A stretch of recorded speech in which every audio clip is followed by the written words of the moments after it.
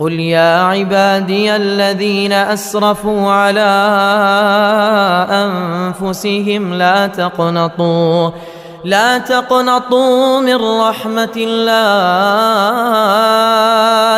إن الله يغفر الذنوب جميعا إنه هو الغفور الرحيم.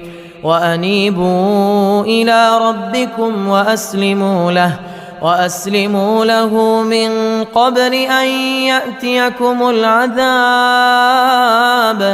ثم لا تنصرون.